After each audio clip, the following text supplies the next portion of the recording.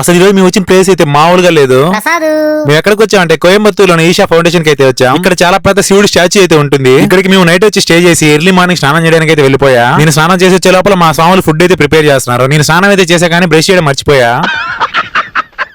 నేను బ్రష్ చేసి వచ్చే లోపల మా స్వాములు ఫుడ్ అయితే ప్రిపేర్ చేశారు. మార్నింగ్ ఫుడ్ వచ్చేసి చపాతి. ఫుడ్ తినేసి డైరెక్ట్ గా శివయ్య దగ్గరికి అయితే వెళ్ళిపోయాము. శివుడు స్టాచ్యూ అయితే మామూలుగా లేదు. దీన్ని ఆది యోగి అని కూడా పిలుస్తారు. మేమంతా కాసేపు అక్కడ కూర్చొని అక్కడ వాతావరణాన్ని వైబ్ ని ఫుల్ గా ఎంజాయ్ చేసి డైరెక్ట్ గా శివుడి దగ్గరికి అయితే వెళ్ళిపోయాం దర్శనం చేసుకుందామని. ఇక్కడ శివలింగం అయితే చాలా యూనిక్ గా ఉంది, చూసేదానికి స్పెషల్ గా ఉంది. అక్కడి నుంచి శివుడికి దగ్గరగా అయితే వెళ్ళిపోయా ఫోటోస్ తీసుకుందాం అని చెప్పేసి. శివుడికి దగ్గరగా వెళ్తూ ఉంటే నాకైతే ఏదో కొత్త లోకానికి వెళ్తున్నట్టు ఫీలింగ్ వచ్చింది. ఈ ఈషా ఫౌండేషన్ కి అయితే చాలా మంది ఫారినర్స్ కూడా వచ్చి స్టే చేస్తూ ఉంటారు. ఎందుకంటే పీస్ ఆఫ్ మైండ్ కోసం. ఆ స్టాచ్యూ వెనకాల ఒక ప్లేస్ అయితే ఉంటుంది. మేము అక్కడికైతే వెళ్తున్నాం. ఈ ప్లేస్ ఎలా ఉంటుంది అంటే లోపల ఒక స్వర్గంలా అయితే ఉంటుంది. లోపల మొబైల్స్ కానీ గ్యాడ్జెట్స్ కానీ స్పెట్స్ కూడా అలో చేయరు. లోపలంతా ఫుల్ గా ఫారినర్స్ ఉంటారు. అసలు లోపల ఏం జరుగుతుందో ఫుల్ వీడియోలు అయితే చెప్తా. ఫుల్ వీడియోస్ 1 వీక్ తర్వాత అయితే వస్తాయి. ఇక్కడ నుంచి నెక్స్ట్ టెంపుల్ కి వెళ్ళేటప్పుడు చాలా కష్టాలు అయితే పడ్డాము. అయితే నెక్స్ట్ వీడియోలో పోస్ట్ చేస్తా. వీడియోని లైక్ చేసి ఫాలో అవడం మాత్రం మర్చిపోకండి. Bye guys.